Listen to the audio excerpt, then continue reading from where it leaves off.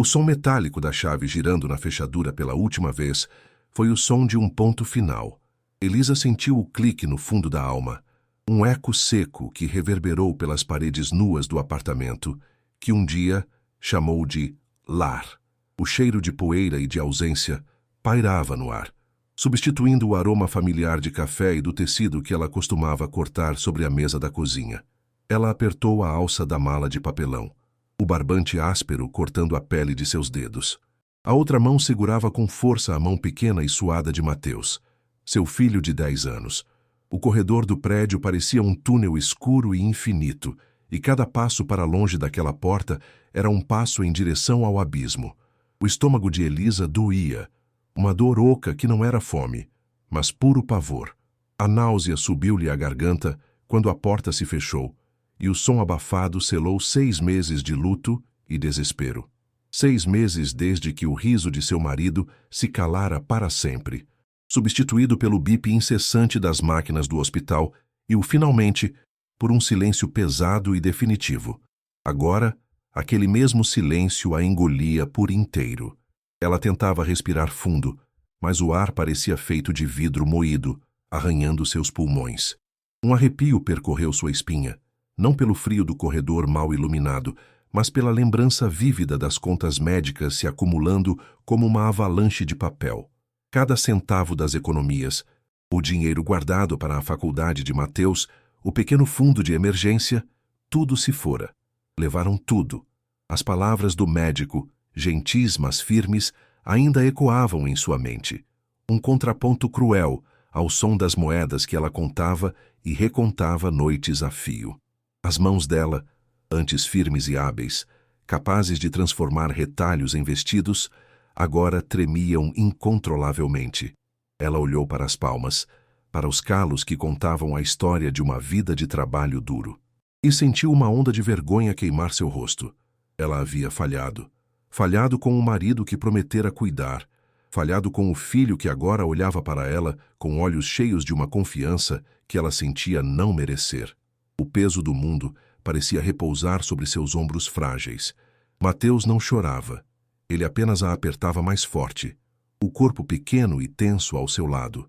Elisa podia sentir o tremor que ele tentava esconder. Em sua outra mão, ele agarrava um pequeno boneco de super-herói, a tinta do uniforme já gasta pelos dedos. O silêncio dele era mais doloroso do que qualquer soluço. De repente, um som baixo e gutural quebrou a quietude. O estômago de Mateus roncara. Foi um som pequeno, quase imperceptível, mas para Elisa soou como uma sirene de alarme, um veredito de sua incompetência. O coração dela se partiu em 1000 pedaços. A fome dele era uma acusação física, uma prova irrefutável de sua miséria.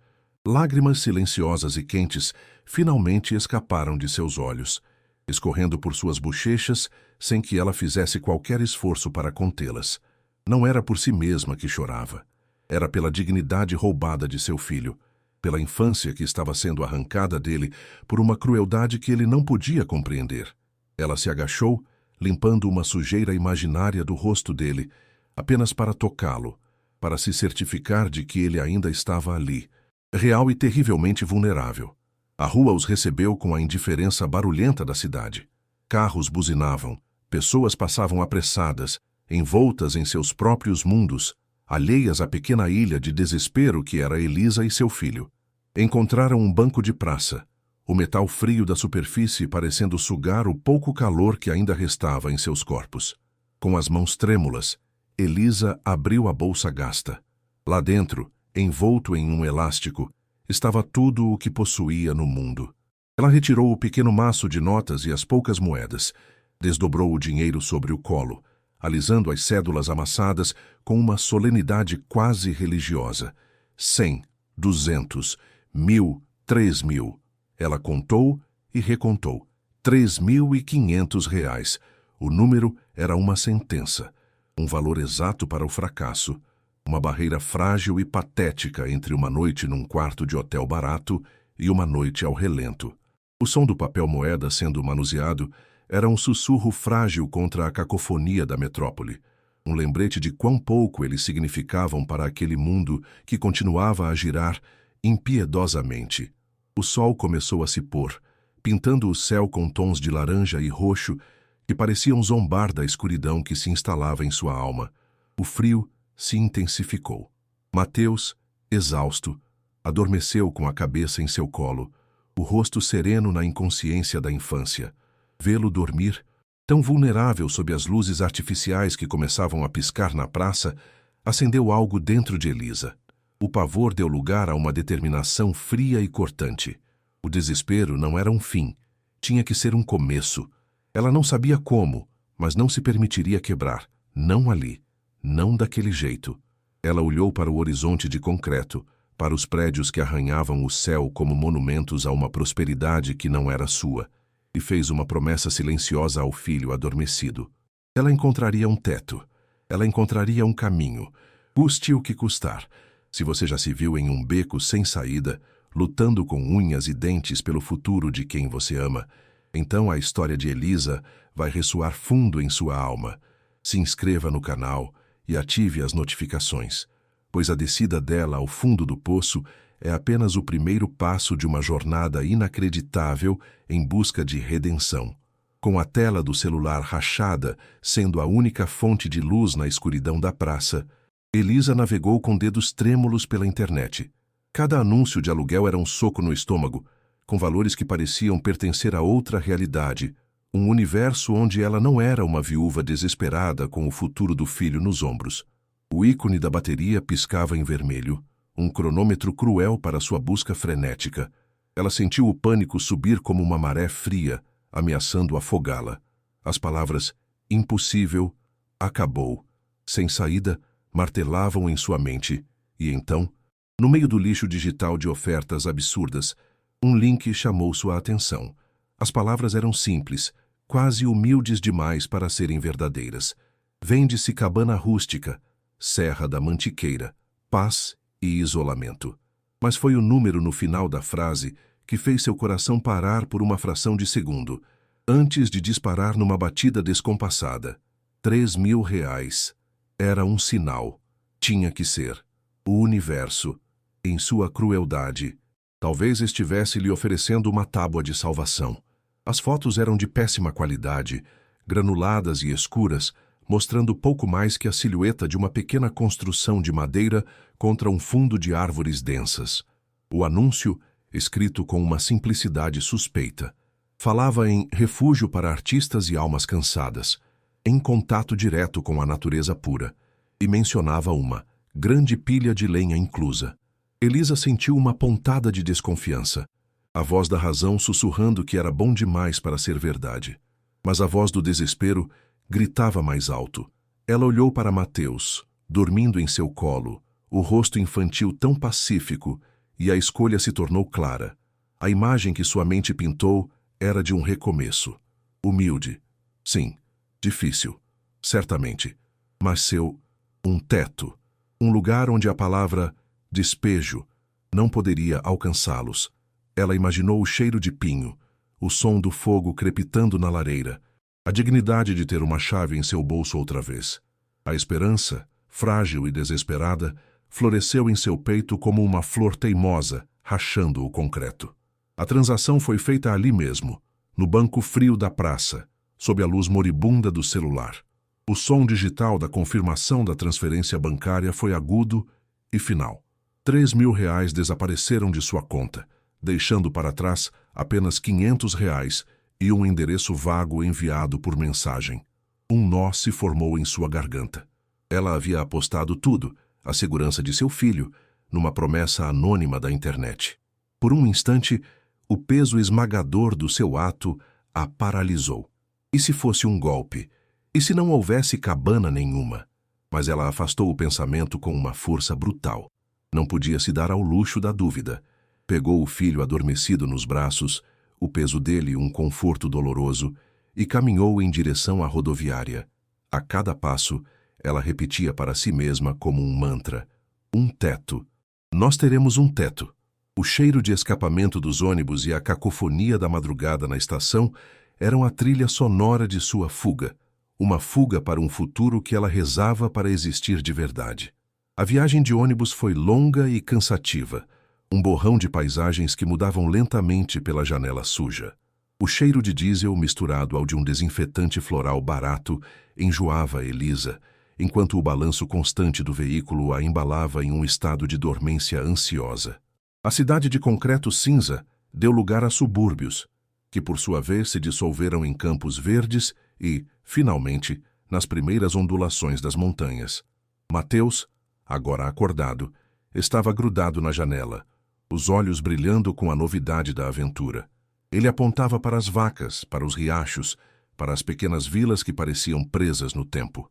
A inocência dele era uma faca de 2 gumes para Elisa.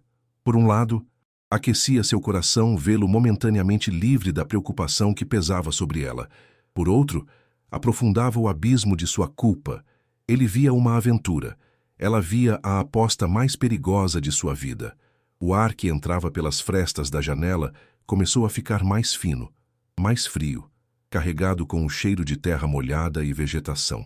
O motorista do ônibus, um homem de rosto curtido pelo sol, anunciou a parada deles com um grito que soou indiferente. Encruzilhada do Vale Fundo. Fim da linha. Eles desceram em um cruzamento de 2 estradas de terra batida, cercados apenas pelo som do vento e pelo verde infinito das montanhas que se erguiam como gigantes silenciosos ao redor. O ônibus partiu em uma nuvem de poeira vermelha e o silêncio que se instalou foi absoluto e assustador. Elisa sentiu um arrepio percorrer sua espinha. O isolamento, que no anúncio soava como paz, agora se apresentava em sua forma mais crua, abandono. Ela consultou o endereço no celular, cuja bateria morrera horas atrás. A memória da mensagem era sua única bússola. Suba a estrada da esquerda por 3 quilômetros. A cabana fica após a curva do Pinheiro Torto. Ela olhou para a subida íngreme e sentiu os músculos protestarem em antecipação. Com um suspiro, agarrou a alça da mala e a mão do filho. Vamos, meu amor. Estamos quase lá. A caminhada foi uma provação. A estrada de terra era irregular, cheia de pedras soltas que faziam a mala de papelão balançar e ameaçar se desfazer. O ar rarefeito da montanha queimava os pulmões de Elisa, e logo o suor começou a escorrer por sua testa, apesar do frio cortante que açoitava seu rosto. Mateus, valente, tentava ajudar a empurrar a mala, mas suas perninhas logo se cansaram. O sol, antes um conforto, agora parecia fraco e distante, filtrado pelas copas altas das árvores que flanqueavam a estrada, criando um túnel de sombras e silêncio. O único som era o de seus próprios passos arrastados, o rangido da mala e sua respiração ofegante. Ela sentia cada um dos seus 45 anos pesando em suas costas, uma fadiga que não era apenas física, mas que vinha da alma. O cheiro de mato e o zumbido de insetos invisíveis eram constantes. A cada curva, ela procurava ansiosamente pelo Pinheiro Torto, a imagem da cabana humilde e acolhedora mantendo-a em movimento, um passo de cada vez. Finalmente, após o que pareceu uma eternidade, eles o viram. Um pinheiro antigo, retorcido pelo vento e pelo tempo, marcando uma curva acentuada na estrada. O coração de Elisa deu um salto de alívio. É aqui, Mateus, chegamos, ela disse, a voz rouca de exaustão e esperança. Eles contornaram a curva e então ela parou, congelou.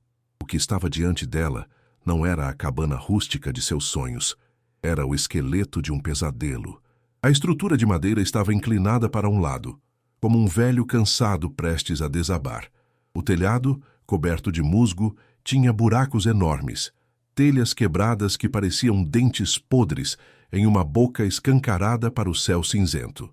As janelas não tinham vidro, eram apenas vãos negros e vazios que encaravam de volta com uma vacuidade aterradora.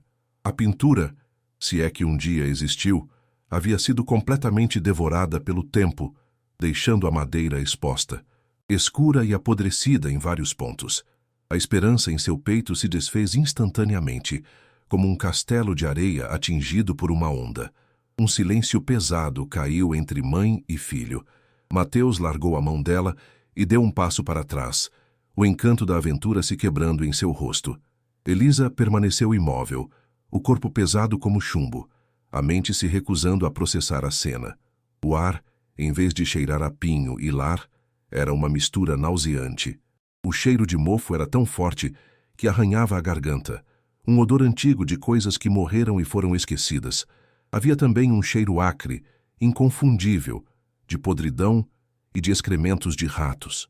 Um vento cortante desceu da montanha e passou através das frestas das paredes com um assobio agudo e lamentoso, um som fantasmagórico que parecia zombar de sua desgraça. Foi esse som, o uivo do vento atravessando sua ruína, que finalmente quebrou o feitiço. O sangue gelou nas veias de Elisa. A náusea subiu com força, e ela teve que se apoiar em uma árvore para não cair. Ela não havia comprado um lar. Havia comprado uma tumba fria e abandonada. Com o coração martelando contra as costelas, ela forçou os pés a se moverem. A pequena varanda da frente rangeu perigosamente sob seu peso, e ela sentiu a madeira ceder. A porta estava entreaberta, pendendo de uma única dobradiça enferrujada. Ela a empurrou. E o som do arrastar da madeira podre no chão foi grotesco. O interior era ainda pior. O chão era uma mistura de terra batida e tábuas soltas, algumas completamente apodrecidas. Teias de aranha grossas, como véus de noiva macabros, pendiam de cada canto, e o único mobiliário era uma mesa de 3 pernas e uma cadeira bamba, que pareciam prestes a se desintegrar ao menor toque. E o frio? O frio era uma presença física, úmida e penetrante, que parecia emanar das próprias paredes e do chão. Um som de goteira, rítmico e enlouquecedor, vinha de um canto escuro, ecoando no silêncio opressivo. Era o som do seu último fio de esperança se esvaindo, gota a gota. Mãe, está quebrado. A voz de Mateus foi um sussurro trêmulo, quebrando o coração de Elisa em 1.000.000 de pedaços. Ele estava parado na porta, o corpo pequeno encolhido contra o frio, os olhos arregalados de medo e decepção. Ver o terror estampado no rosto de seu filho foi o golpe final. A raiva deu lugar a um desespero abissal. As lágrimas que ela segurou durante toda a viagem agora jorravam, quentes e amargas. Ela caiu de joelhos sobre o chão sujo e úmido, os soluços rasgando sua garganta em espasmos de dor. Ela não chorava pela cabana, pelo dinheiro perdido. Ela chorava por sua própria estupidez, por ter arrastado seu filho para aquele fim de mundo, para aquele buraco gelado e fétido. Ela o havia tirado de um apartamento sem móveis, para jogá-lo em um lugar que mal servia de abrigo para animais. A sensação de fracasso era total, esmagadora. Ela estava encurralada, sem dinheiro, sem sinal de celular, a quilômetros de distância de qualquer alma viva, com a noite fria da montanha caindo sobre eles. Lá fora, a única coisa que correspondia à descrição do anúncio era a pilha de lenha. Era enorme, encostada na parede lateral da cabana. Uma montanha de toras e galhos secos, empilhados de forma grosseira. Por um momento, um lampejo de praticidade atravessou a névoa de seu desespero. Aquilo era calor. Era a única coisa que o separava de uma noite de hipotermia. Com as mãos ainda tremendo, ela se levantou, limpando o rosto com as costas das mãos sujas de terra. Precisava ser forte por Mateus. Precisava acender um fogo. Precisava sobreviver àquela noite. Mas a visão daquela lenha, a única promessa cumprida, parecia mais um insulto do que um consolo. Era como receber um balde de água quando se está se afogando. Ela estava mais fundo no poço do que jamais esteve em sua vida. O desespero do despejo na cidade grande agora parecia quase um luxo perto da realidade aterrorizante, daquele isolamento absoluto e daquela ruína que ela, em um ato de pura loucura, agora chamava de sua. Ela se aproximou do poço mencionado no anúncio, uma estrutura de pedras coberta por tábuas podres. Com esforço, removeu a tampa. O cheiro que subiu de lá era pútrido, uma mistura de água parada e matéria em decomposição. Olhando para dentro, viu uma água escura e turva, com folhas e detritos boiando na superfície. Imbebível. A promessa de água era uma mentira. Não havia eletricidade. Os fios que um dia talvez existiram eram apenas fiapos pendurados nos postes distantes da estrada. Não havia descarga. Apenas um buraco no chão nos fundos da cabana, coberto por uma estrutura de madeira ainda mais precária. Cada nova descoberta era um prego a mais no caixão de sua esperança. Ela se deu conta da armadilha em que havia caído. Alguém queria se livrar daquele lugar. E ela, em seu desespero, havia sido a presa perfeita. A sensação de ter sido enganada, de ter sido feita de tola, queimava em seu peito, misturando-se ao frio gelado que já começava a entorpecer seus membros. O sol desapareceu por trás das montanhas, e a escuridão desceu sobre o vale com uma rapidez assustadora. Com a escuridão, o frio se intensificou, tornando-se uma força agressiva, um predador invisível. O vento uivava mais alto, e os sons da noite na montanha, estalos de galhos, o piar distante de uma coruja, o farfalhar de criaturas no mato, pareciam amplificados, sinistros. Elisa abraçou Mateus com força dentro da cabana escura, o calor do corpo pequeno dele a única fonte de conforto. Ela sentia o tremor dele e o seu próprio. A fome, que antes era uma dor surda, agora era uma pontada aguda em seu estômago. Os R$ 500 que restavam em sua bolsa pareciam inúteis naquele fim de mundo. O que ela poderia comprar ali? De quem? A sensação de impotência era total. Ela estava no fundo do poço, um poço mais escuro e mais frio do que jamais poderia ter imaginado. E pela primeira vez em sua vida, Elisa não tinha a menor ideia de como faria para escalar de volta à superfície. Mateus, exausto e assustado, acabou adormecendo em seu colo, resmungando em sonhos inquietos. Elisa ficou acordada, ouvindo os sons da noite e da casa em decomposição ao seu redor. O gotejar constante, o uivo do vento, o arrastar de algo pequeno sob o assoalho. Cada som era uma ameaça em potencial. Ela olhou através do vão da janela para o céu estrelado. Um espetáculo de uma beleza cruel e indiferente. Tão perto do céu, e ela nunca se sentira tão mergulhada no inferno. A solidão era uma manta pesada e sufocante. Não havia ninguém para gritar por socorro. Ninguém que soubesse que eles estavam ali. Ninguém que notaria se eles simplesmente desaparecessem, engolidos pela montanha. O desespero que sentira na cidade era uma faísca perto da fogueira de terror que agora a consumia. Ali, no coração gelado da Serra da Mantiqueira, naquela cabana que era um monumento ao seu fracasso, Elisa atingiu o seu verdadeiro fundo do poço. Um lugar onde a esperança não conseguia mais respirar. Ela fechou os olhos, e a imagem do rosto confiante de seu marido, antes de adoecer, veio à sua mente.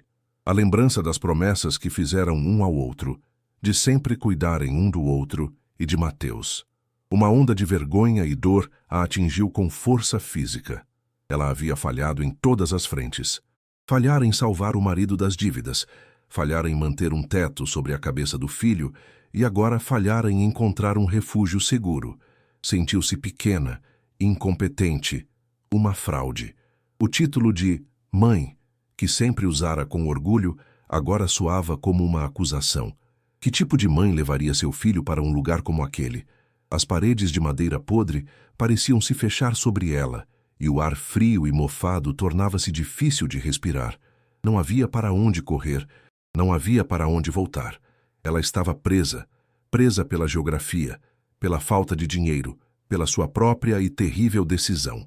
Na escuridão total da cabana em ruínas, Elisa sentiu-se, pela primeira vez, verdadeiramente e irremediavelmente perdida. A noite desceu como um sudário de gelo sobre a serra. O frio não era mais apenas uma ausência de calor. Era uma entidade viva e agressiva que se infiltrava pelas frestas da cabana em ruínas, procurando por carne e ossos para gelar. Elisa, abraçada a Mateus sob um único cobertor fino que trouxera na mala, sentia o tremor violento do próprio corpo e o tremor mais sutil do filho adormecido em seus braços. O som do vento era um uivo contínuo, uma canção de ninar macabra que parecia carregar os lamentos de almas perdidas na montanha. Cada rajada mais forte fazia a estrutura de madeira estalar e gemer, como se a cabana estivesse em seus últimos suspiros. Elisa fechou os olhos, mas não havia fuga. O cheiro de mofo e podridão era o ar que respirava, e a escuridão era tão completa que parecia ter peso. A fome roía seu estômago com uma dor aguda, Mas era o frio que a aterrorizava. Era um inimigo que ela não podia combater. Uma ameaça que prometia uma morte lenta e silenciosa para ela e seu filho. Um desespero puro e primitivo tomou conta dela. Ela precisava de fogo. A imagem da lareira improvisada no centro do cômodo, uma clareira de pedras que ela mesma arrumara, estava vazia e fria. A pilha de lenha lá fora era a única salvação, mas o vento era seu inimigo mais imediato. Uma corrente de ar particularmente gelada e persistente vinha do chão, bem ao lado de onde estavam encolhidos. Era como um dedo de gelo cutucando suas costelas sem parar. Mateus resmungou e se encolheu ainda mais, o rosto pálido mesmo na escuridão. Aquele pequeno som de desconforto acendeu uma faísca de fúria dentro de Elisa. Fúria contra o vendedor anônimo, contra sua própria estupidez, contra aquele vento impiedoso. Ela não podia deixar seu filho sofrer assim. Levantando-se com cuidado para não acordá-lo, ela rastejou pelo chão irregular, usando as mãos para tatear na escuridão e encontrar a fonte daquele tormento. O assobio do vento era seu guia, um som agudo e cortante que a levou até uma das tábuas do assoalho, perto da parede. Era ali. O frio irradiava da madeira. A tábua estava solta. Elisa sentiu com os dedos a fresta entre a madeira e o resto do piso. O vento passava por ali como água por uma rachadura na represa. Em um impulso de frustração, ela tentou empurrar a tábua de volta ao lugar, forçando-a para baixo com todo o seu peso. A madeira velha rangeu em protesto, mas não se moveu. Irritada, ela tentou forçar a extremidade oposta, tentando erguê-la para talvez encaixá-la melhor. Para sua surpresa, a tábua cedeu facilmente, levantando-se com um gemido baixo e revelando um buraco escuro por baixo. O cheiro de terra úmida subiu imediatamente, mais forte e mais puro do que o cheiro de mofo do resto da cabana. A corrente de ar cessou instantaneamente, provando que aquele era o culpado. Por um momento, Elisa sentiu um pequeno triunfo. Havia resolvido um problema. Mas a curiosidade a fez hesitar, antes de recolocar a tábua.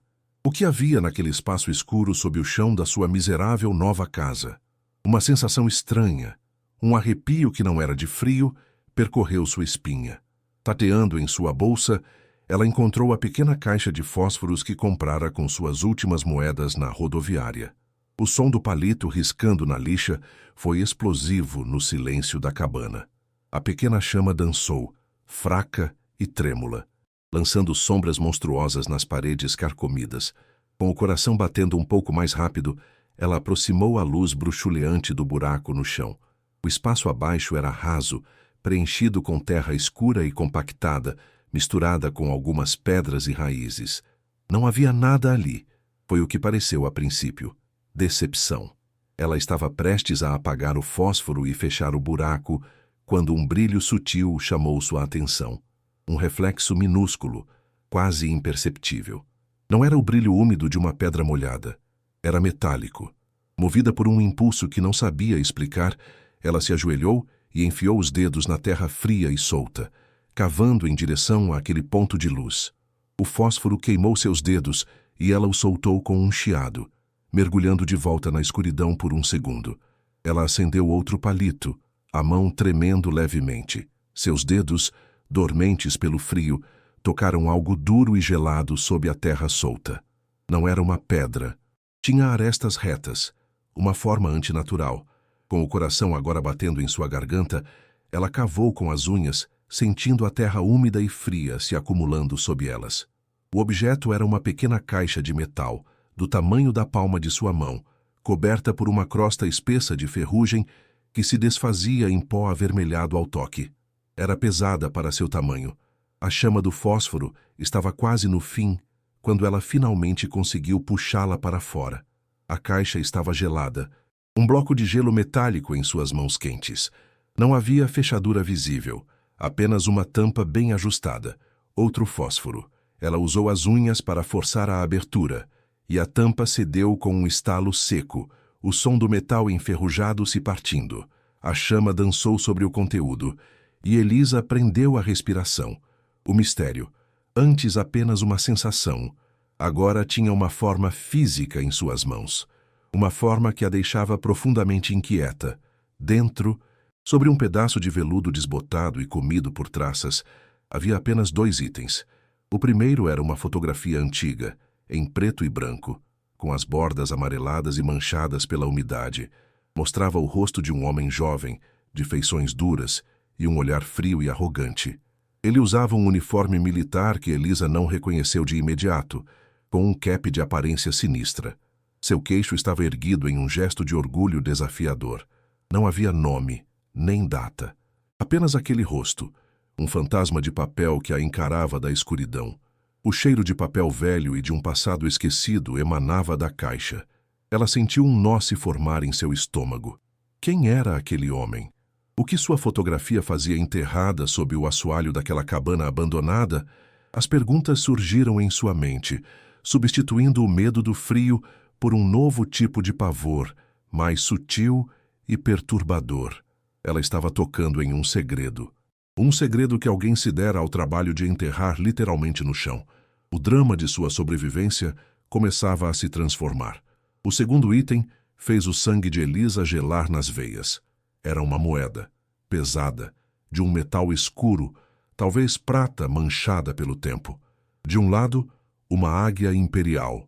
Do outro, gravada no centro, inconfundível e hedionda, estava uma suástica, o símbolo do mal, um ícone de um horror que ela só conhecia dos livros de história e dos filmes.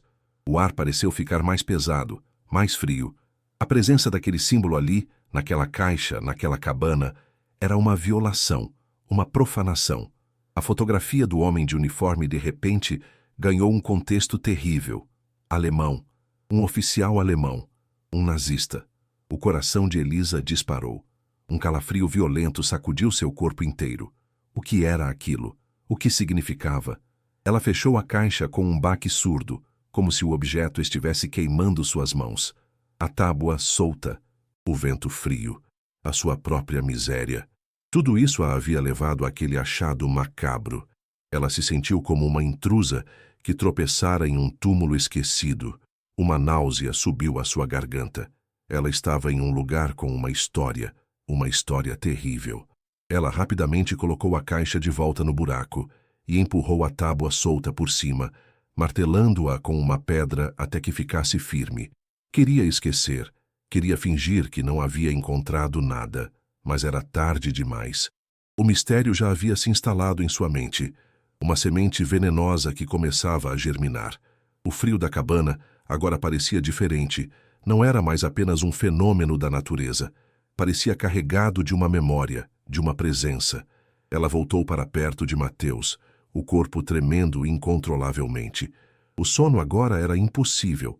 Cada estalo da madeira, cada uivo do vento, parecia um sussurro em alemão. A imagem do rosto do oficial e o contorno da suástica estavam gravados em sua retina. A lógica lhe dizia para não pensar mais nisso, para se concentrar em sobreviver à noite. Mas seu instinto gritava que aquilo era importante. A descoberta não era um fim, mas um começo.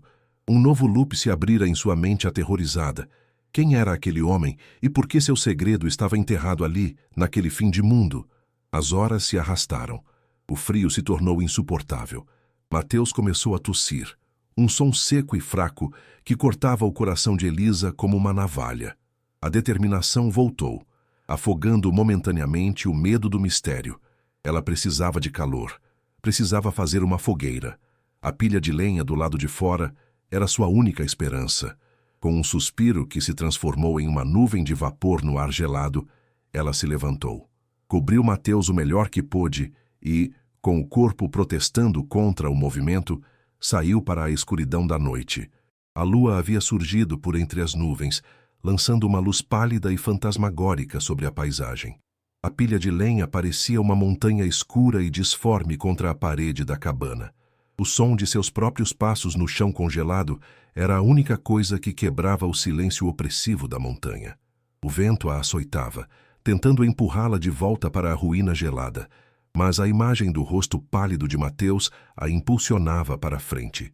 Ela começou a puxar as toras de cima. O toque da madeira seca e áspera em suas mãos, quase um consolo. Ela trabalhou freneticamente, puxando toras e galhos, fazendo várias viagens para levar a lenha para dentro e empilhá-la perto da lareira improvisada. O esforço físico começou a aquecer seu corpo, o sangue circulando mais rápido, afastando a dormência de seus membros. A cada viagem, a pilha de lenha diminuía. Era enorme, muito maior do que parecia. Alguém levara muito tempo para empilhar tudo aquilo. Enquanto puxava mais toras da base da pilha, algo lhe pareceu estranho. A madeira perto do chão não estava simplesmente jogada ali. Estava organizada. As toras formavam uma parede compacta e deliberada, encaixadas com uma precisão que contrastava com o caos do resto da pilha.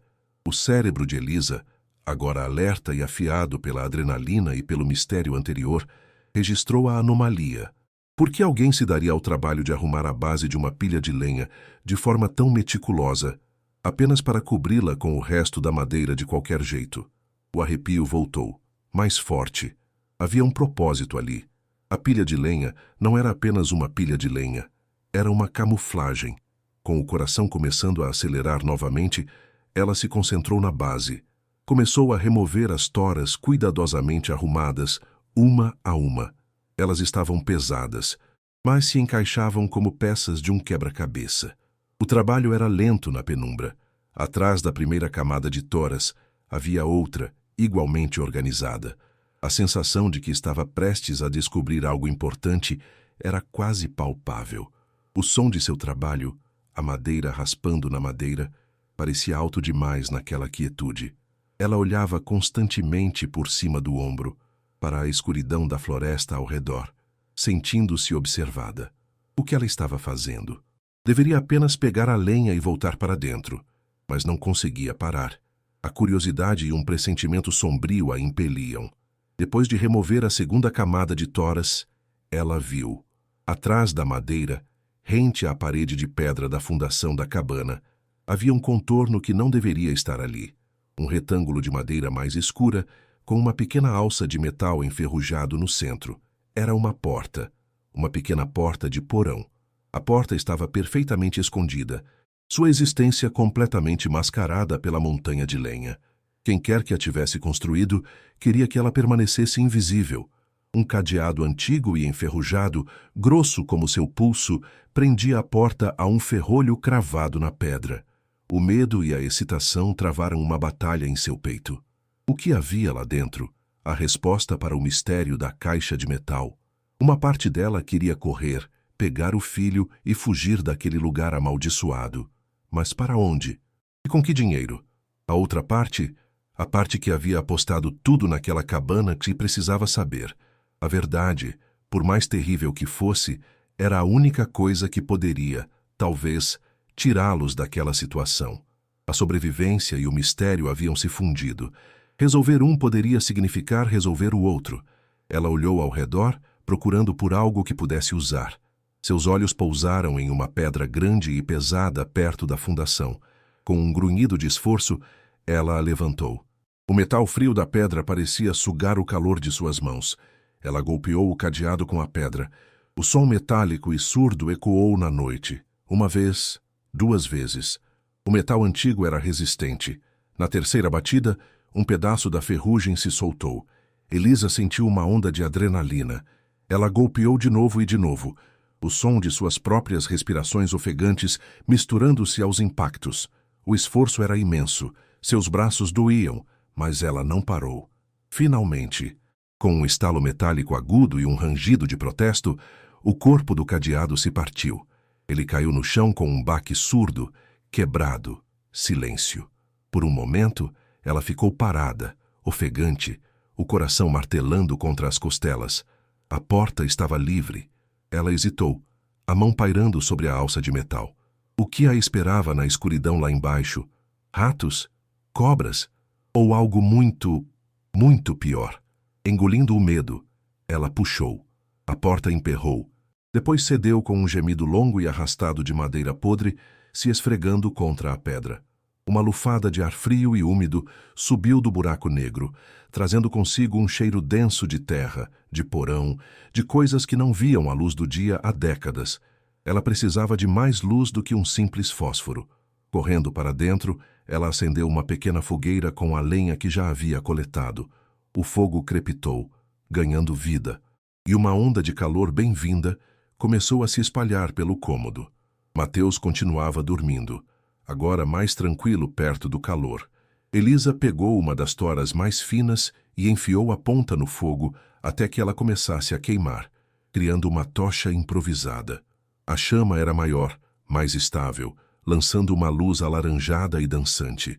Com a tocha em uma mão e o coração na outra, ela voltou para a porta aberta do porão. A luz da tocha revelou uma escada de madeira tosca que descia para a escuridão. Os degraus pareciam úmidos e escorregadios. Com o máximo de cuidado, ela começou a descer, um degrau de cada vez. O cheiro de umidade e de poeira antiga se intensificou. O ar era pesado, imóvel. O som do fogo crepitando lá em cima tornou-se distante, abafado. Ela estava entrando em outro mundo, um mundo subterrâneo e secreto, selado por mais de meio século. O porão era pequeno e baixo. As paredes de pedra bruta suando umidade. Teias de aranha grossas como algodão pendiam do teto baixo, e o chão era de terra batida e fria. A luz de sua tocha dançava pelas paredes, revelando nada além de sombras e vazio. Decepção começou a se instalar.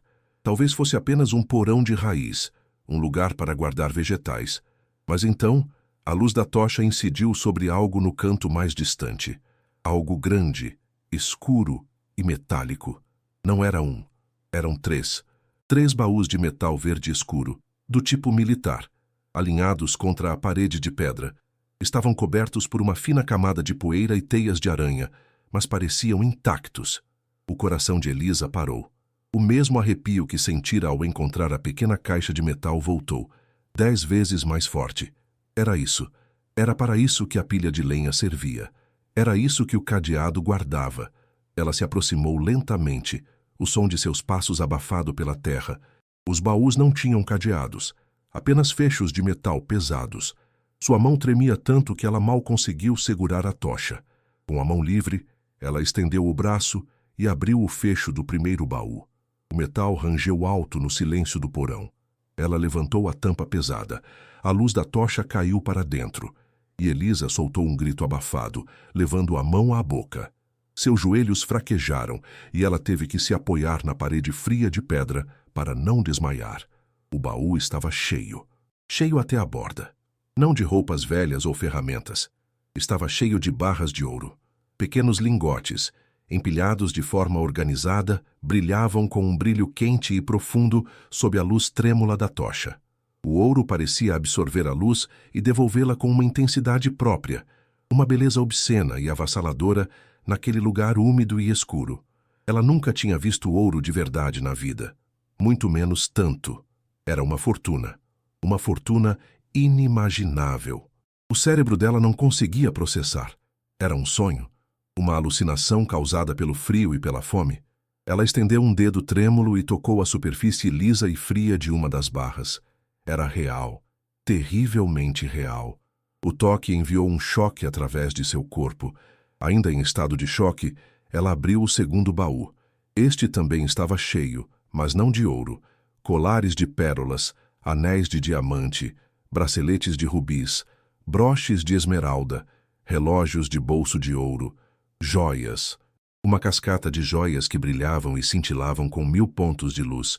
Um tesouro de conto de fadas roubado e escondido em um buraco sujo.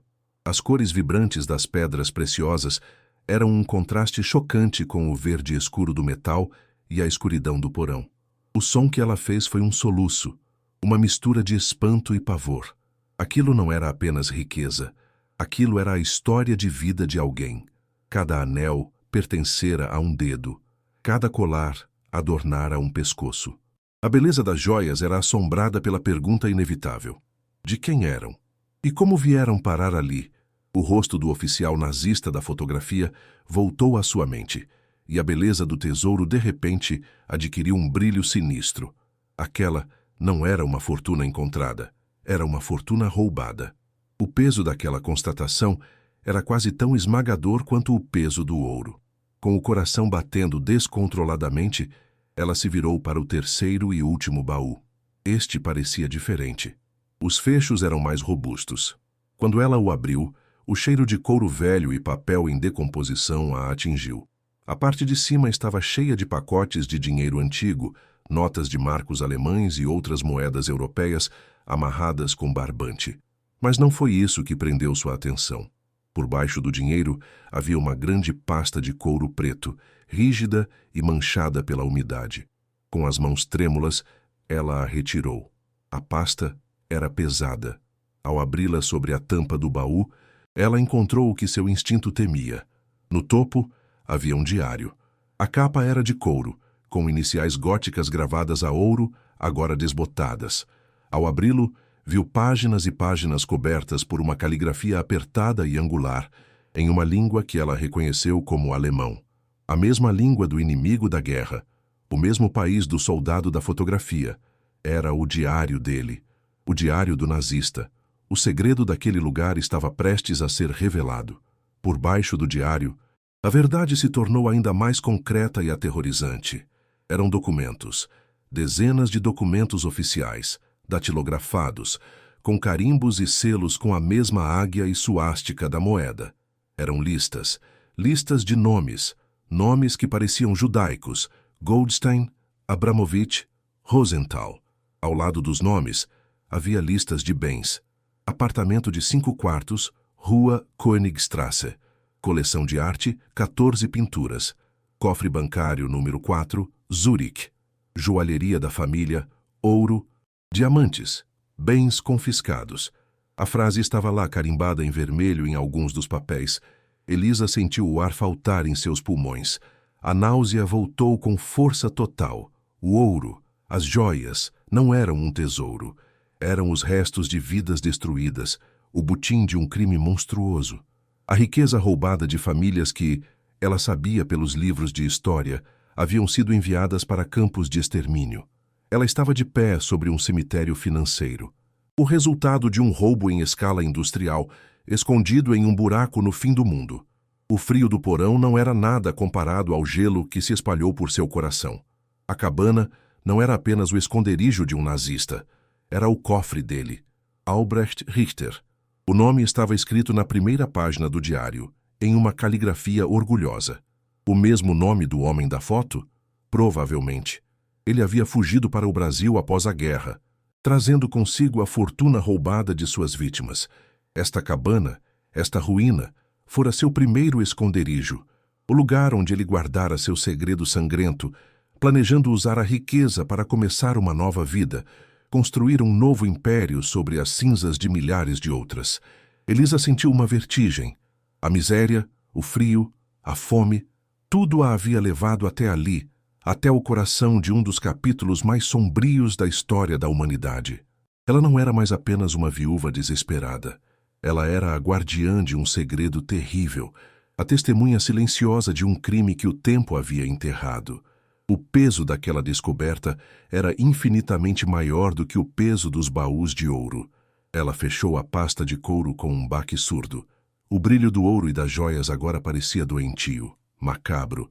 Aquilo não era uma solução para seus problemas. Era um problema de uma magnitude que ela mal conseguia compreender. O que ela deveria fazer? Se ficasse com o tesouro, estaria construindo o futuro de seu filho sobre o sofrimento e a morte de incontáveis inocentes. Se o entregasse, para quem? Como? Ela era uma Zé Ninguém, uma viúva pobre escondida em uma montanha. Quem acreditaria nela?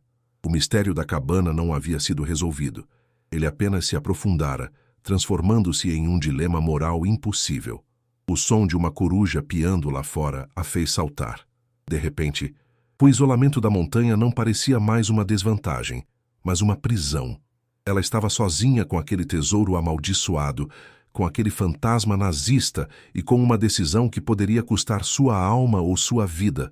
A tocha começou a fumegar, sua luz diminuindo, ameaçando mergulhá-la de volta na escuridão. Agora muito mais aterrorizante. Com um esforço hercúleo, ela pegou a pasta de couro contendo o diário e os documentos. O ouro e as joias podiam ficar ali, na escuridão onde pertenciam, por enquanto. As provas, a história, a verdade, isso ela precisava levar consigo. era a única coisa que importava agora. Subiu as escadas do porão, o corpo tremendo de uma mistura de frio, medo e adrenalina. A luz da fogueira na cabana parecia um santuário de segurança, um contraste brutal com a escuridão úmida e carregada de história do porão. Ela fechou a porta secreta, o som da madeira rangendo soando como o fechar de um caixão. Não se deu ao trabalho de tentar escondê-la novamente. Não importava mais. O segredo não estava mais no porão. Estava ali, em suas mãos, dentro daquela pasta de couro frio. Sentou-se perto do fogo, o calor finalmente alcançando seu corpo, mas sua alma permaneceu congelada. Mateus ainda dormia, alheio à fortuna e ao horror que jaziam a poucos metros de distância, sob o chão que pisavam. Elisa abriu o diário novamente, perto da luz do fogo. Não entendia alemão, mas folheou as páginas, vendo os desenhos toscos, os mapas de cidades europeias, as listas de nomes. Era a crônica de um monstro. A náusea era constante, um gosto amargo na boca. O desespero que a levara até ali parecia agora um problema pequeno, quase trivial, em comparação com a enormidade do que havia descoberto. Ela não era mais uma vítima da circunstância, lutando por um teto. O destino, em sua crueldade ou em sua estranha lógica, a transformara em uma peça central de um quebra-cabeça histórico. Uma peça que detinha a chave para uma justiça há muito adiada. A cabana em ruínas, o símbolo de seu fracasso, havia se revelado algo completamente diferente. Era o epicentro de um segredo sombrio. E ela, Elisa, a costureira viúva e sem dinheiro, era agora a sua única guardiã. O vento uivou lá fora, mas agora ela sabia que não eram apenas os fantasmas da montanha.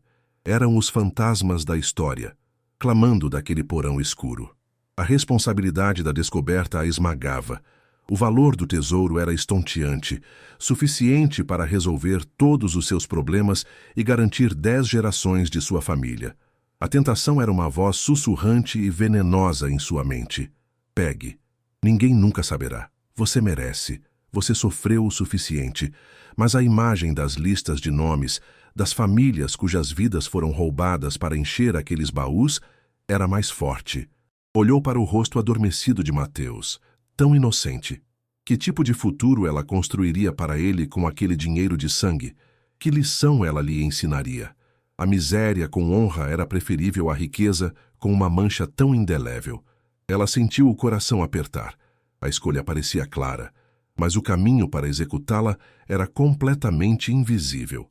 Ela estava sozinha, vulnerável, e agora, em posse de um segredo que, se descoberto pela pessoa errada, poderia facilmente significar a morte dela e de seu filho. O mistério havia se tornado um fardo mortal.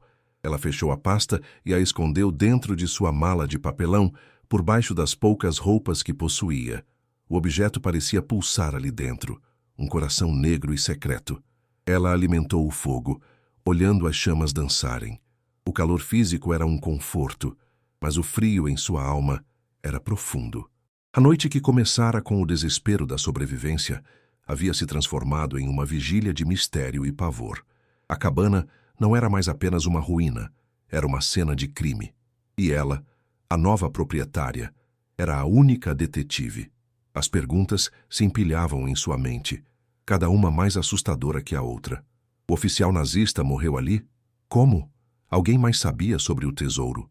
A venda da cabana por um preço tão baixo teria sido um erro de alguém, ou parte de um plano maior do qual ela agora era, involuntariamente, o centro.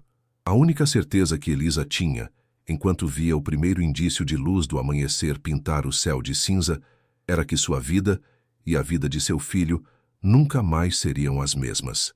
O fundo do poço tinha um porão secreto, e o que ela encontrou lá mudaria tudo. A primeira luz do amanhecer filtrou-se pelas frestas da cabana, uma luz cinzenta e fria que não trazia consolo, apenas revelava a miséria do lugar com mais clareza. O fogo era agora um monte de brasas moribundas, e o frio voltava a se instalar. Elisa não dormira. Passara a noite em vigília, sentada no chão duro, com a pasta de couro aberta em seu colo. O cheiro de papel velho e de um passado mofado misturava-se ao odor de fumaça e de umidade. Com as mãos trêmulas, ela folheava os documentos, sentindo a textura frágil do papel que sobrevivera a décadas de esquecimento. Não entendia o alemão, mas a linguagem da burocracia do mal era universal. Os carimbos com a suástica, as colunas meticulosamente datilografadas, os nomes que ela instintivamente sabia serem de famílias judaicas. A história do século XX não estava em um livro didático. Estava ali em suas mãos, e seu peso era físico, quase insuportável. Cada página virada era como profanar um túmulo, e o coração dela apertava a cada novo nome que seus olhos percorriam naquelas listas da morte. As listas eram a parte mais terrível. Eram inventários de vidas inteiras, reduzidas a linhas de texto em uma máquina de escrever. Rosenthal, família. 1, anel de noivado de diamante. 3, colares de pérolas. 1, coleção de selos raros.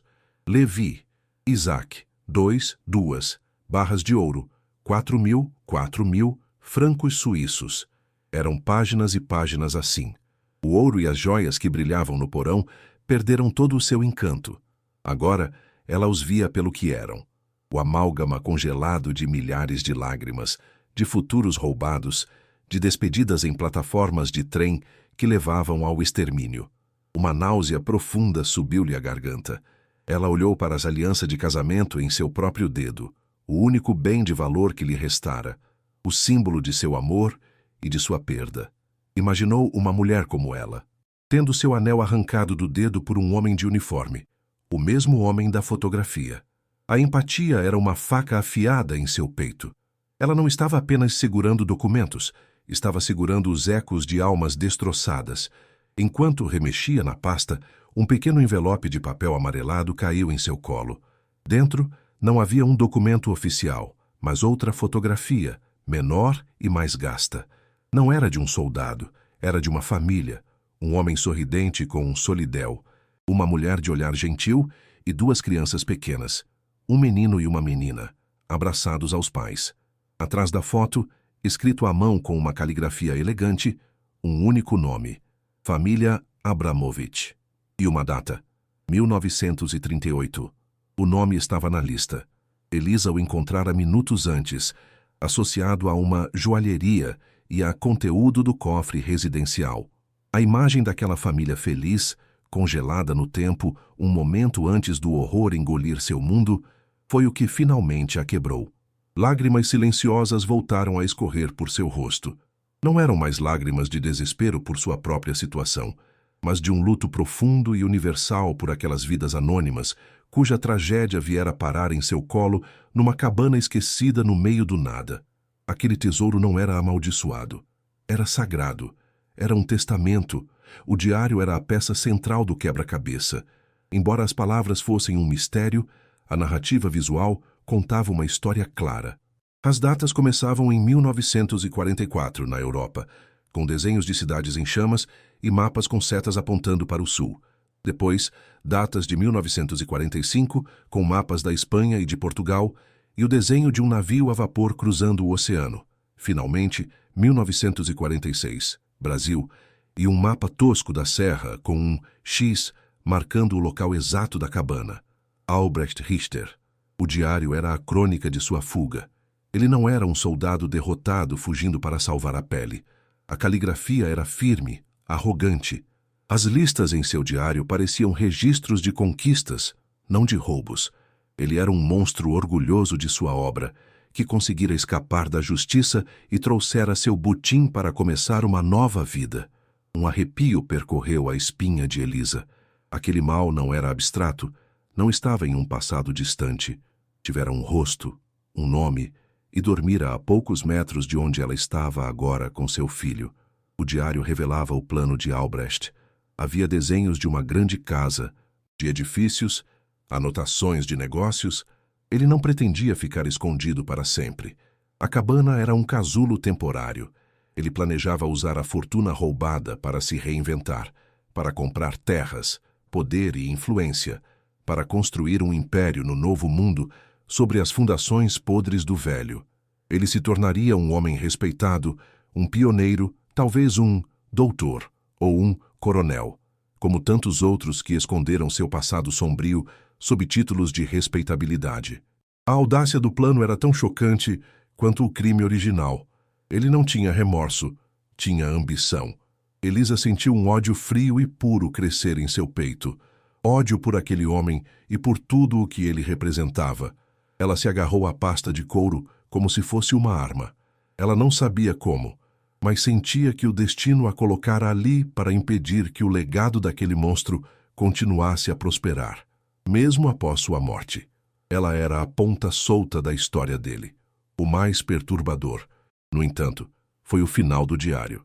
As anotações continuaram por alguns meses em 1946, detalhando a construção do porão, o trabalho de esconder os baús, o plano de cobrir a porta com a pilha de lenha. A última entrada era datada de um dia de inverno daquele ano. A caligrafia, geralmente tão firme, estava ligeiramente trêmula. Ele descrevia uma febre súbita, uma dor no peito. E então, nada. A página seguinte estava em branco. E a seguinte. O diário simplesmente parava. Albrecht Richter não se mudara para construir seu império. Ele morrera. Ali, naquela mesma cabana, provavelmente sozinho, consumido por uma doença súbita, antes que pudesse mover seu tesouro ou contar a alguém sua localização exata.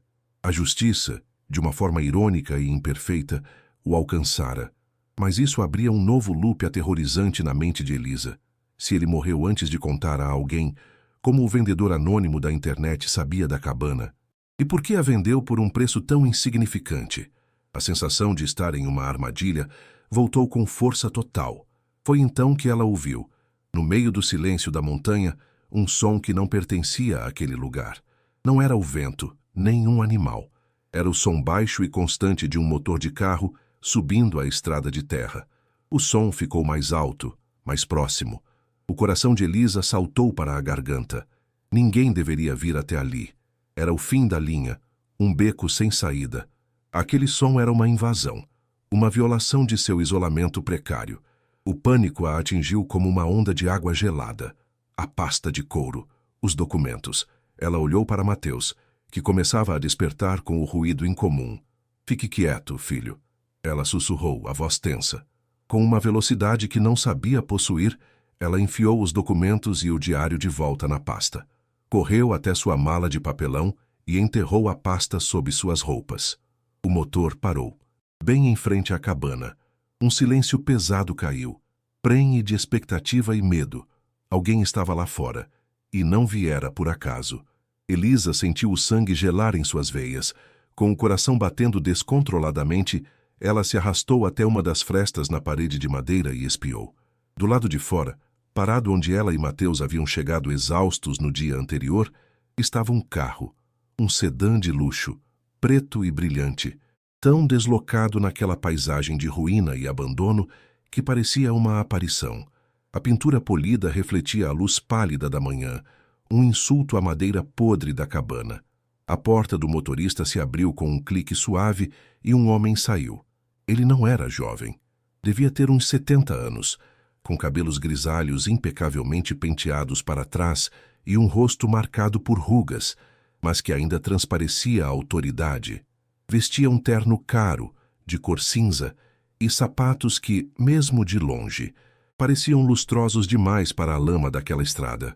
Ele parou ao lado do carro, as mãos nos bolsos, e examinou a cabana, não com curiosidade, mas com a intensidade de um predador avaliando sua presa. Elisa prendeu a respiração, sentindo-se nua e exposta sob aquele olhar. O homem começou a caminhar em direção à cabana, os passos lentos e deliberados. Havia uma aura de poder e perigo ao seu redor, uma confiança que vinha de uma vida inteira de estar no comando. Ele parou na varanda precária, mas não pareceu notar o risco. Seus olhos, de um azul pálido e frio, varreram o interior escuro, pousando por um instante em Mateus, que agora se agarrava à perna de Elisa e depois se fixando nela. Um sorriso fino, que não alcançou os olhos, formou-se em seus lábios. "Bom dia", ele disse. Sua voz era culta, suave, mas com um timbre metálico por baixo, como veludo cobrindo aço. Sou o Dr. Werner Richter. Perdoem a intrusão, mas vi a fumaça de longe, e como o proprietário das terras ao redor, senti que era meu dever dar as boas-vindas aos novos vizinhos. O nome, Richter, o mesmo nome do diário. O sangue de Elisa transformou-se em gelo. O ar pareceu ficar rarefeito. Não era uma coincidência. Era o filho do monstro, e ele estava ali, na sua porta. Elisa não conseguiu responder. Sua garganta se fechou. Ela apenas apertou Mateus com mais força, o corpo rígido de pavor. Werner Richter pareceu notar seu silêncio, seu medo, e seu sorriso se alargou um pouco, tornando-se mais predatório. Não precisa ter medo. Sou um benfeitor da cidade vizinha. Hotéis, fazendas. Minha família ajudou a construir esta região. Ele gesticulou vagamente para as montanhas, como se fossem sua propriedade pessoal. Seus olhos, porém, nunca paravam de se mover. Eles analisaram as roupas gastas de Elisa, a magreza de seu rosto, o interior miserável da cabana, a pequena pilha de lenha queimada na lareira improvisada. Era um cálculo. Ele estava medindo sua força, sua resiliência, sua vulnerabilidade.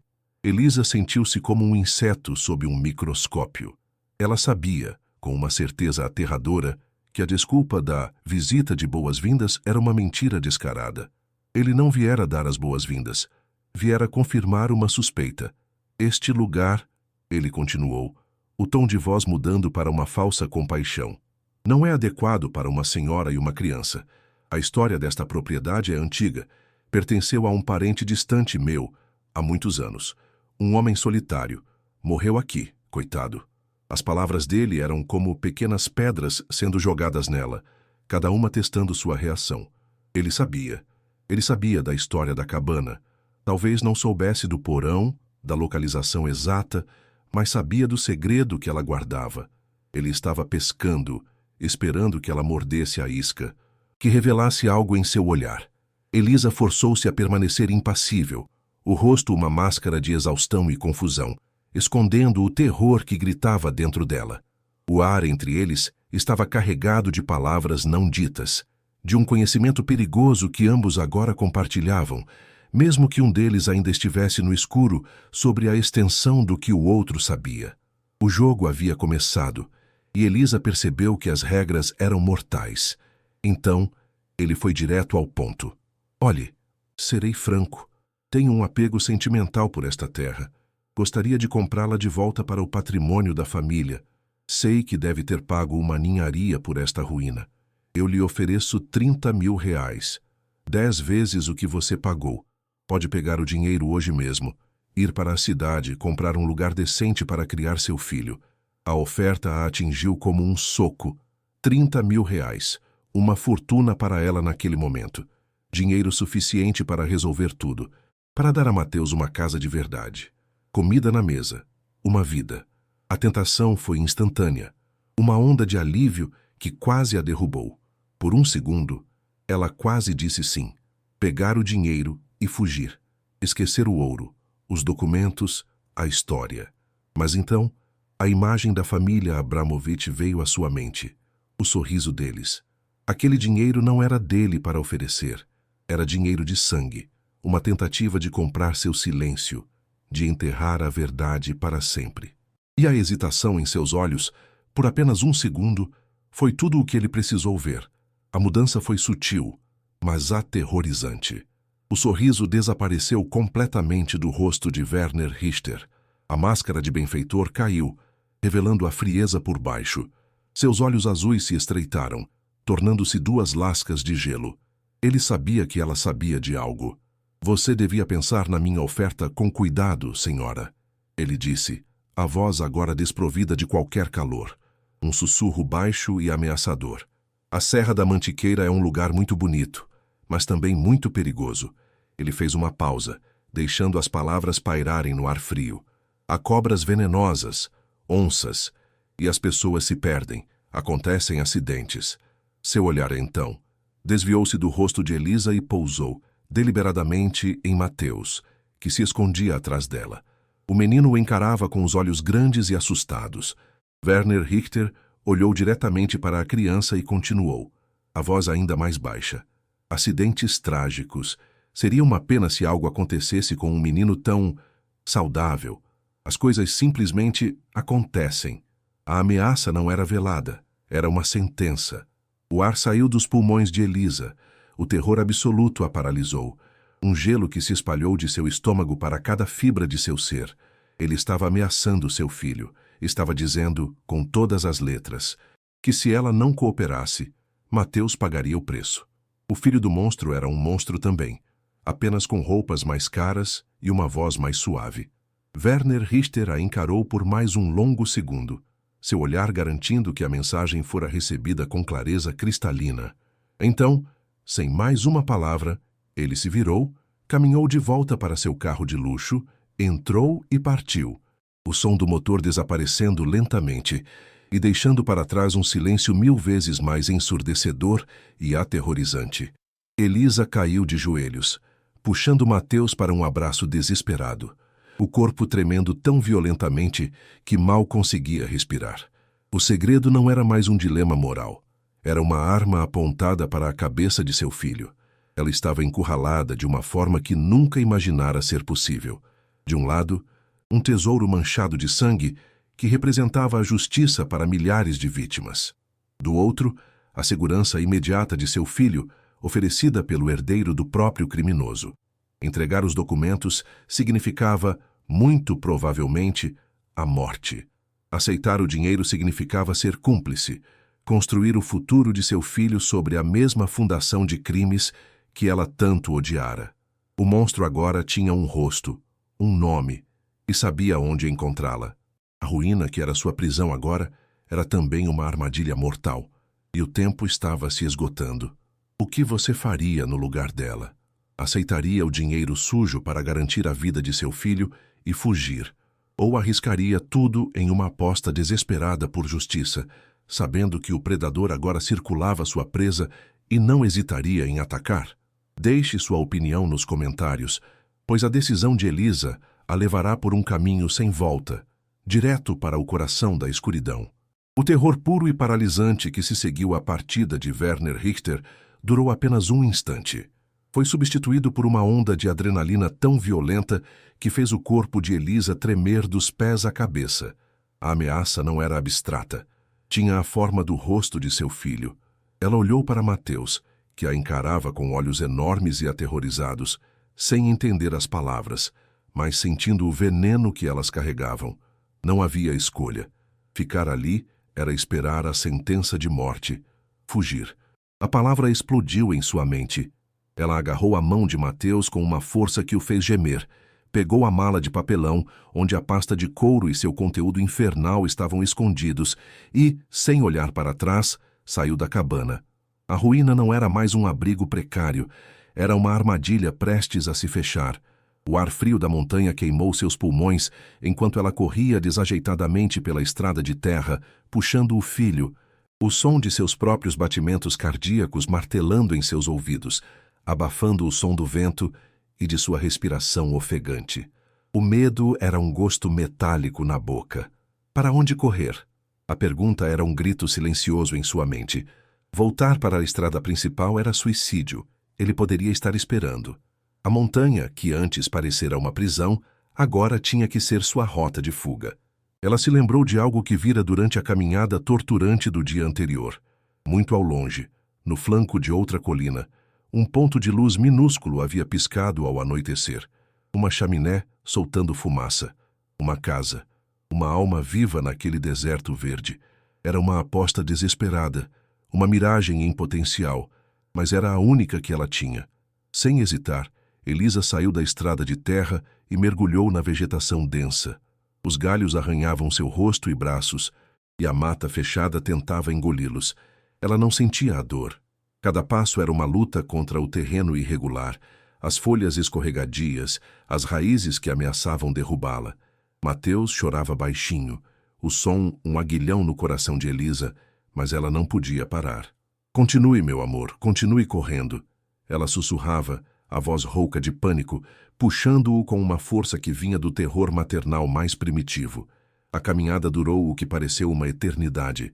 Quilômetros de mata fechada, subindo e descendo pequenas ravinas, com o sol agora alto no céu, mas sua luz mal penetrando a copa das árvores. Elisa estava exausta, o corpo coberto de arranhões, as roupas rasgadas, mas ela não parava. A imagem do olhar frio de Richter sobre Mateus era o combustível que a mantinha em movimento. Finalmente, ao chegar ao topo de uma pequena elevação, ela viu. Não era uma miragem. Um pequeno sítio, aninhado em uma clareira. Uma casa simples de madeira, uma horta bem cuidada, um galinheiro e o fio de fumaça subindo preguiçosamente de uma chaminé de tijolos. A visão de normalidade, de vida, era tão avassaladora que as pernas de Elisa fraquejaram.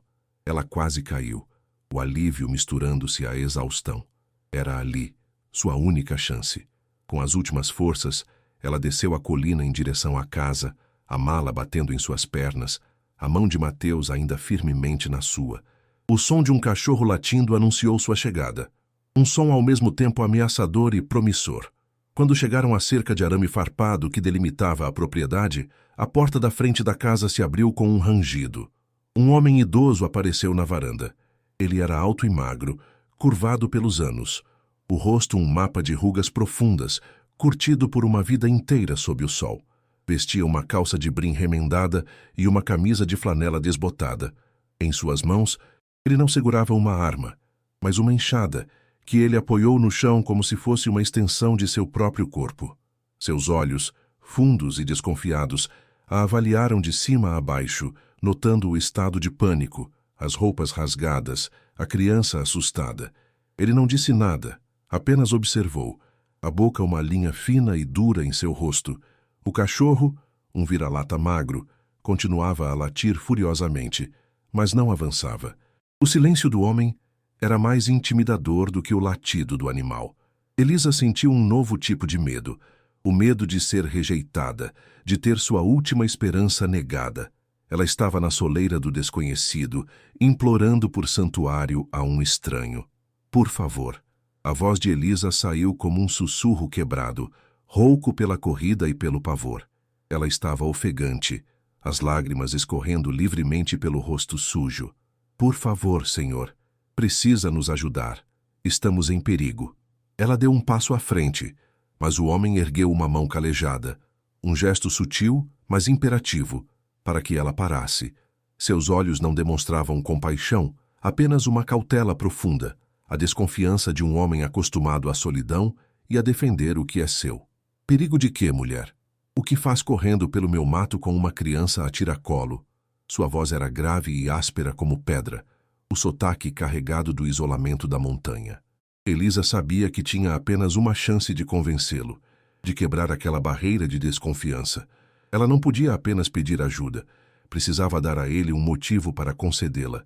Com as mãos trêmulas, ela se ajoelhou no chão, abriu a mala de papelão e puxou a pasta de couro.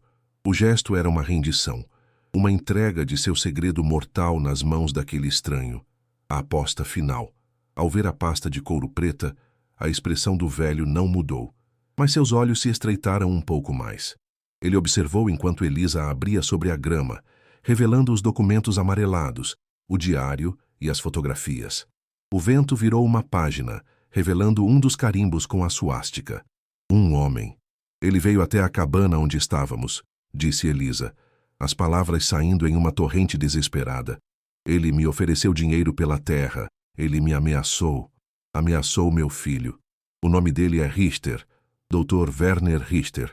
No instante em que o nome Richter saiu de seus lábios, algo mudou no rosto do velho. Foi uma transformação sutil, mas inegável. A desconfiança em seus olhos deu lugar a um brilho de reconhecimento sombrio, a uma fúria antiga que parecia despertar de um longo sono. O corpo dele, antes curvado pela idade, pareceu se endireitar, enrijecer. A mão que segurava a enxada apertou o cabo com tanta força que os nós dos dedos ficaram brancos. O nome era a chave que abria uma ferida muito antiga. Ele fez um gesto brusco com a cabeça. Entrem, agora. A voz ainda era áspera, mas o tom havia mudado. Era um comando, não uma sugestão. Ele se virou e entrou na casa, deixando a porta aberta. O cachorro parou de latir instantaneamente, como se sentisse a mudança na atmosfera. Elisa não hesitou. Pegou Mateus no colo, agarrou a pasta e praticamente correu para dentro da pequena casa. O interior era simples e limpo. Móveis de madeira rústica, um fogão a lenha que exalava um cheiro reconfortante de comida e fumaça, e o som de um rádio antigo tocando uma música suave em algum lugar. O contraste com a ruína da cabana era tão grande que Elisa sentiu os olhos se encherem de lágrimas novamente, desta vez de um alívio esmagador. O velho, que se apresentou como Ivo, apontou para a mesa da cozinha. "Ponha isso aí."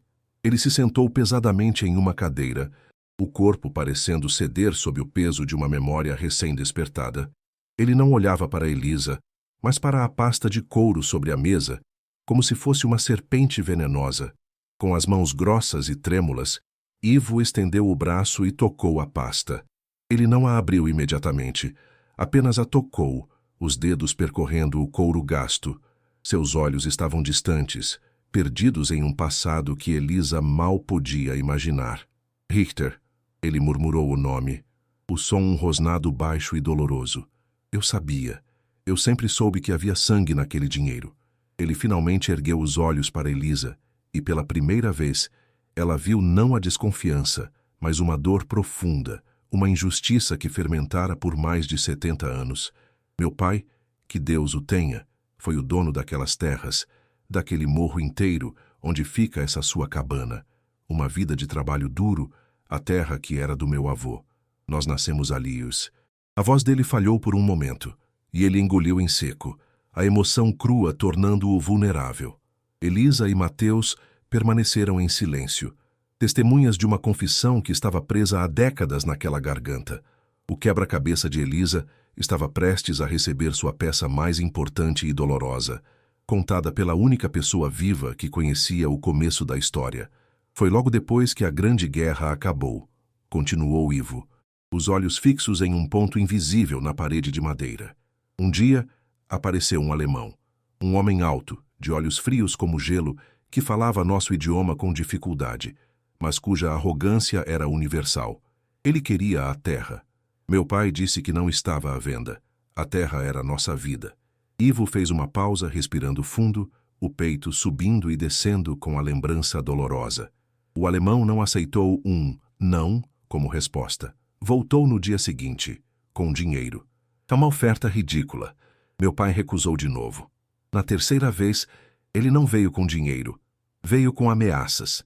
Disse que conhecia gente poderosa, que a vida de minha mãe e a minha, que era só um menino, não valiam nada. Meu pai era um homem bom, mas não era um tolo. Ele viu a maldade nos olhos daquele homem. A mesma maldade que provavelmente está nos olhos do filho dele.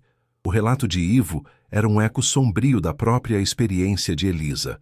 Uma história de intimidação e poder se repetindo através das gerações. Um padrão de violência que a família Richter parecia ter como herança. Com as mãos trêmulas, Ivo finalmente abriu a pasta e começou a olhar os documentos. Ele não sabia ler, mas reconheceu os símbolos. A suástica, a águia imperial. Ele pegou a fotografia de Albrecht Richter. Seus olhos se arregalaram. "Ele", sussurrou Ivo, o dedo grosso e sujo de terra, tocando o rosto do oficial nazista. "É ele, o desgraçado que roubou a terra do meu pai, um pouco mais novo, mas são os mesmos olhos, os olhos do diabo." Ele jogou a foto na mesa como se ela queimasse. "Meu pai foi forçado a vender." Assinou os papéis com uma arma apontada para a cabeça, metaforicamente falando. "Recebeu uma miséria, uma esmola que mal deu para comprar este pequeno pedaço de chão onde estamos. Ele morreu anos depois, de tristeza, eu acho, sempre dizendo que tinha algo errado naquela terra, que o alemão não era só um fazendeiro, que a fortuna que ele parecia ter não era limpa. Ele estava certo. Meu pobre pai estava certo o tempo todo. A confirmação de sua suspeita de uma vida inteira estava ali, em papéis amarelados e fotografias desbotadas, trazida por uma estranha desesperada. A revelação de Ivo foi a peça final que encaixou tudo. Albrecht Richter não apenas fugiu com o tesouro nazista, ele usou a intimidação e a violência para garantir seu esconderijo, roubando a terra de uma família humilde para enterrar os frutos de um roubo ainda maior. O império da família Richter na região não foi construído com trabalho honesto, como Werner se gabava. Foi construído sobre a terra roubada do pai de Ivo e financiado pelo sangue das vítimas do Holocausto. A injustiça era uma matriosca, uma camada de crime escondendo outra, maior e mais hedionda. Elisa sentiu uma onda de fúria justa percorrer seu corpo, substituindo o medo. Não se tratava mais apenas de sua sobrevivência ou da justiça para as vítimas anônimas da Europa. Tratava-se também da justiça para Ivo e sua família. Ela não era mais uma guardiã solitária de um segredo. Ela tinha um aliado. Um aliado com uma sede de justiça tão profunda e pessoal quanto a sua. O peso em seus ombros não diminuiu, mas agora era compartilhado. Esse Werner, o filho, disse Ivo, a voz cheia de desprezo. Ele cresceu como um príncipe aqui na região. Sempre arrogante, sempre olhando para os outros por cima do ombro. Todos o respeitam, o chamam de doutor, mas é por medo, não por respeito. Ele é dono de tudo e de todos. A polícia da cidade come na mão dele. Se você for até eles com essa história, os documentos desaparecem e você também. A advertência de Ivo foi um balde de água fria na pequena chama de esperança de Elisa. Eles estavam presos. A montanha era sua fortaleza e sua prisão. O inimigo não era apenas um homem, mas um sistema de poder e corrupção construído ao longo de décadas. Werner não era apenas o herdeiro de uma fortuna, era o herdeiro de um método. O método da violência, da intimidação e do controle. Ele sabe que você achou alguma coisa, continuou Ivo, com uma lucidez sombria. A oferta dele era um teste, e você falhou. Ele não vai deixar você viver com o que sabe. Ele vai voltar, e não vai ser para conversar. A profecia de Ivo pairou no ar, pesada e mortal. A tarde se arrastou em uma névoa de tensão. Ivo deu a eles comida, um prato quente de feijão e arroz que pareceu a refeição mais saborosa que Elisa já comera, e água limpa de sua cisterna. Mateus, exausto pelo trauma e pela corrida, adormeceu em uma pequena cama no canto da sala, o sono da inocência em meio a uma conspiração mortal. Elisa e Ivo sentaram-se à mesa da cozinha, em silêncio por longos períodos. O rádio antigo tocando baixo ao fundo, um som de um mundo normal que parecia a milhões de quilômetros de distância. Eles eram dois náufragos de gerações diferentes, unidos pela mesma maré de maldade da família Richter. O sol começou a se pôr, pintando o céu com tons de laranja e roxo que não traziam beleza, apenas o prenúncio da escuridão. E com a escuridão viria o perigo.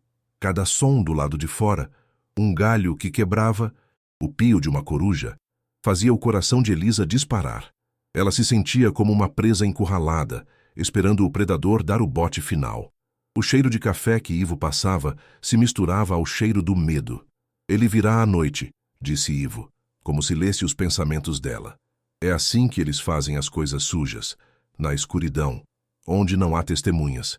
Ele se levantou e foi até um canto, voltando com um antigo rádio amador, um aparelho grande e cheio de botões e mostradores.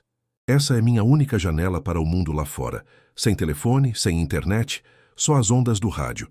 Ele ligou o aparelho, que zumbiu e chiou. Tenho um sobrinho, filho da minha irmã que foi para a cidade grande.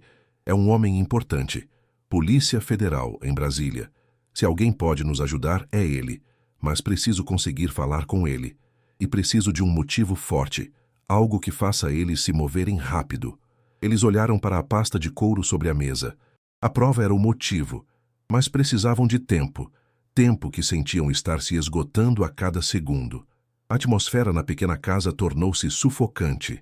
A espera era uma tortura lenta. Elisa olhava constantemente para Mateus dormindo, uma promessa silenciosa de que o protegeria, custe o que custar. A noite caiu completamente, envolvendo o pequeno sítio em um breu absoluto. E então, eles ouviram. O mesmo som que aterrorizara Elisa naquela manhã, mas agora diferente. Não era o motor suave do sedã de luxo de Werner. Eram dois motores, ruidosos, agressivos, o som de caminhonetes ou jipes velhos, subindo a estrada de terra em alta velocidade, as rodas jogando cascalho. As luzes dos faróis cortaram a escuridão, varrendo a encosta da montanha. Eles não estavam vindo para o sítio de Ivo, estavam indo para a cabana. Ivo correu para a janela, o corpo ágil apesar da idade. Eles voltaram. Ele disse, a voz tensa. Não é o Richter. São os cachorros dele. Os capangas.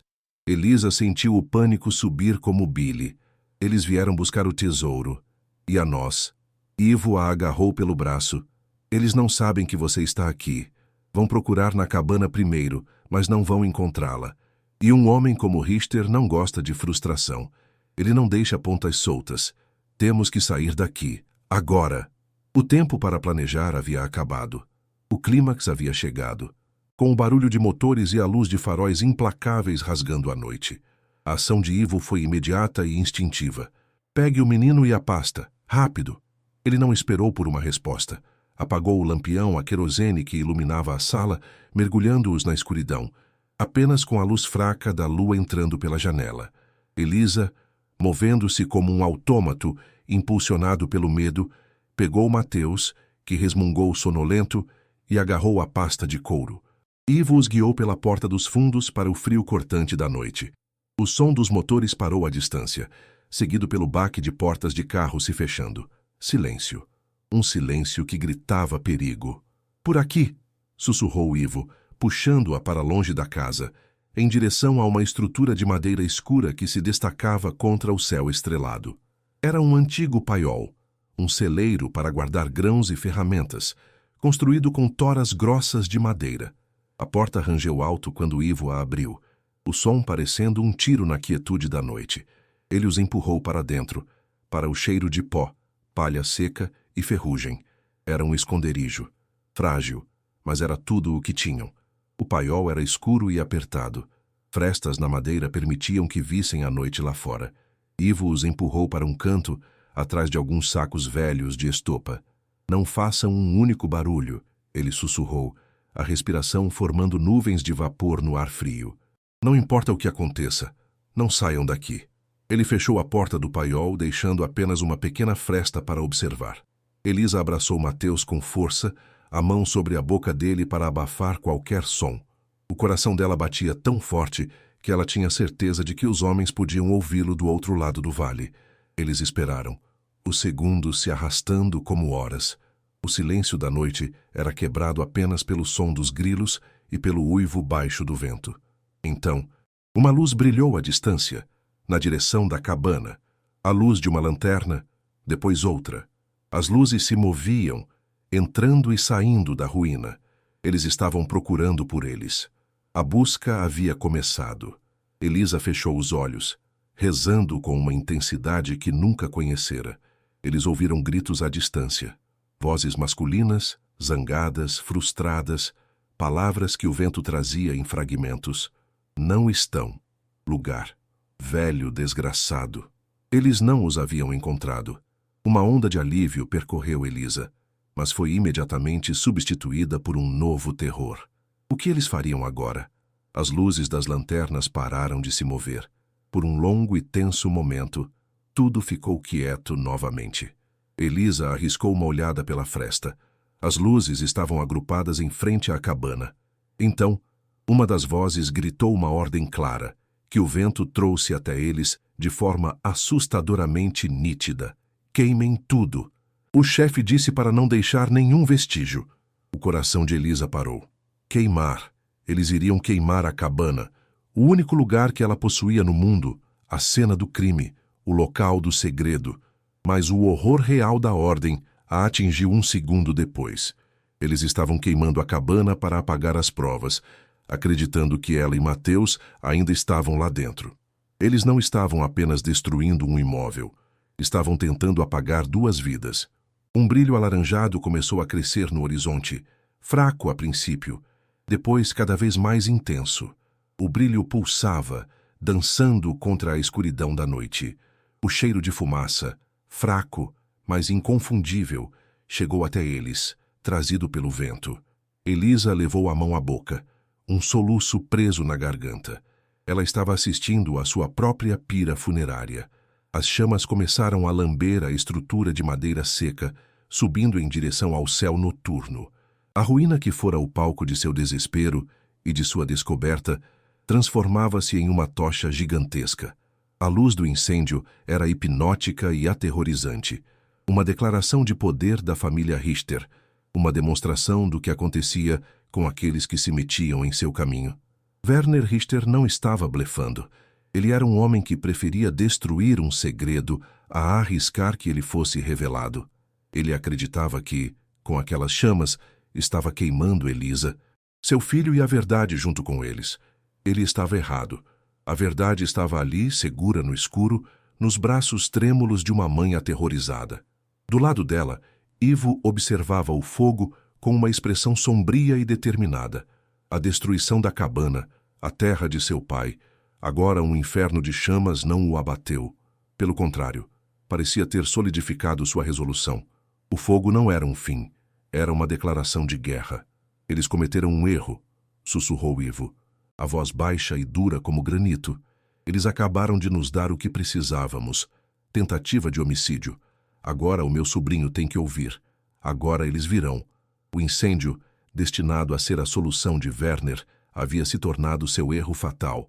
Eles esperaram no paiol escuro e frio até que o som dos motores voltasse, desta vez se afastando, descendo a montanha, deixando para trás apenas o brilho do fogo e o cheiro de destruição. O predador, acreditando ter eliminado a ameaça, recuava para sua toca, mas a presa havia sobrevivido, e agora, com a ajuda de um velho guardião da história, ela estava pronta para revidar. A fuga havia terminado. A caçada estava prestes a começar. O ponto de virada não fora apenas a fuga, mas o fogo que iluminou o caminho para a justiça. Enquanto as últimas brasas da cabana pintavam o céu noturno com um brilho moribundo, Ivo se curvou sobre o rádio amador. O cheiro de fumaça e pinho queimado invadia a pequena casa, um lembrete acre do que acabara de acontecer. Elisa, com Mateus adormecido em seu colo, observava em silêncio, o coração ainda martelando contra as costelas. A mão de Ivo, firme apesar da idade, girou um botão e o aparelho chiou, um som de estática que parecia a voz do próprio universo. Condor, aqui é Gavião da Serra. Câmbio. A voz dele era baixa e urgente, cortando a estática. Condor, na escuta. Após um silêncio que durou uma eternidade, uma voz distante respondeu. Ivo não perdeu tempo. Tenho um código vermelho. Tentativa de homicídio doloso. 2 vítimas. Uma é criança. O mandante é Werner Richter. O motivo é a ocultação de um tesouro de guerra. Repito, tesouro de guerra. Ouro nazista. Tenho provas físicas e testemunha ocular. Solicito intervenção federal imediata. A polícia local é comprometida. A vida das testemunhas depende disso. Câmbio final. O silêncio que se seguiu foi absoluto. A mensagem fora enviada. A sorte estava lançada. A resposta não veio pelo rádio. Veio com o nascer do sol. Um som baixo e profundo começou a vibrar no ar, crescendo em intensidade até se tornar o rugido rítmico de paz cortando o vento. 2 helicópteros pretos, sem marcas, surgiram por trás das montanhas, descendo com uma velocidade e precisão militares sobre a clareira do sítio de Ivo. Antes mesmo que pousassem, homens de preto, armados com fuzis e rostos cobertos, desceram por cordas, movendo-se com uma eficiência silenciosa e aterrorizante. Não havia gritos, apenas sinais de mão e a disciplina de uma força de elite. Um deles, o líder, aproximou-se de Ivo e Elisa, que os esperavam na varanda, a pasta de couro sobre a mesa como um altar. Ele não fez perguntas, apenas disse: "Meu nome é Agente Moraes. O Condor me enviou. A senhora e o menino estão sob proteção federal. A partir de agora, ninguém mais vai tocar em vocês." Pela primeira vez em dias, Elisa sentiu o nó de pavor em seu estômago começar a se desfazer, substituído por uma onda avassaladora de alívio que fez seus joelhos fraquejarem. A cavalaria havia chegado. A mansão de Werner Richter era um santuário de vidro, aço e mármore frio, com vista para a cidade que ele governava das sombras. Ele estava em seu terraço, vestindo um hobby de seda, saboreando seu café matinal enquanto lia as notícias do mercado financeiro em um tablet. O cheiro de café gourmet e de grama recém-cortada pairava no ar. A fumaça que ele vira subindo da montanha durante a noite fora um sinal de missão cumprida. O problema, a costureira e seu filho, haviam sido reduzidos a cinzas, assim como o segredo de sua família. Um sorriso fino tocou seus lábios. Foi então que ele ouviu o som, o rugido dos helicópteros se aproximando. Confuso, ele se levantou, a xícara de porcelana tremendo em sua mão. Em segundos, seus seguranças particulares foram neutralizados sem um único tiro. Homens de preto invadiram seu santuário. Antes que pudesse articular uma palavra de protesto, o agente Moraes estava diante dele, os olhos frios e impassíveis. O som metálico das algemas se fechando em seus pulsos foi obscenamente alto no silêncio de sua opulência.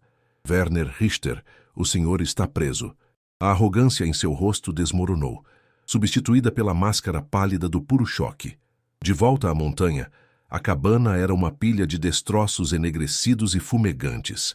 O ar pesado cheirava a madeira queimada e a sonhos desfeitos. Sob a luz fria da manhã, o local parecia um túmulo. Guiados por Elisa, os peritos federais começaram o trabalho de escavação. O porão, que o fogo não conseguira destruir, estava exposto. Com cuidado, os agentes removeram as vigas carbonizadas e a terra, e então o primeiro baú foi içado para a luz do dia. O metal verde escuro, chamuscado e sujo, foi aberto. Um silêncio coletivo caiu sobre a equipe. O brilho do ouro, mesmo coberto de fuligem, era hipnótico, uma visão profana em meio à destruição. Em seguida, o segundo baú, com as joias cintilando tristemente entre os destroços. E, por fim, o terceiro, com a pasta de couro milagrosamente protegida pelo dinheiro e pelo metal. Enquanto os fotógrafos da perícia registravam cada item, Elisa observava de longe, ao lado de Ivo. Não havia triunfo em seu olhar, apenas uma tristeza profunda. O tesouro amaldiçoado finalmente via a luz e sua história de dor e ganância seria contada. A notícia explodiu como uma bomba, primeiro no Brasil, depois ao redor do globo. As manchetes eram sensacionais. Tesouro nazista de 200 milhões encontrado no Brasil. Empresário respeitado preso por crimes de guerra do pai oficial da SS. Diário revela fuga e roubo de fortunas de vítimas do Holocausto. O nome de Elisa foi mantido em sigilo, referida apenas como a costureira ou a testemunha-chave. Canais de televisão de todo o mundo enviaram repórteres para a pequena cidade na Serra da Mantiqueira, que de repente se viu no centro de um furacão midiático. Organizações judaicas e caçadores de nazistas entraram em cena, oferecendo seus arquivos e especialistas para validar os documentos e o diário de Albrecht Richter. A história da família Abramovich, cuja foto estava na pasta, foi contada em Israel por um sobrinho-neto que sobrevivera. O passado, que Werner Richter tentara queimar e enterrar, recusava-se a morrer, gritando sua verdade para quem quisesse ouvir. O império de mentiras da família Richter ruía em praça pública, para o mundo inteiro ver. A justiça seguiu seu curso com uma velocidade incomum, impulsionada pela pressão internacional e pela força das provas. O diário de Albrecht, traduzido e autenticado, era uma confissão detalhada. Os documentos de confisco eram irrefutáveis.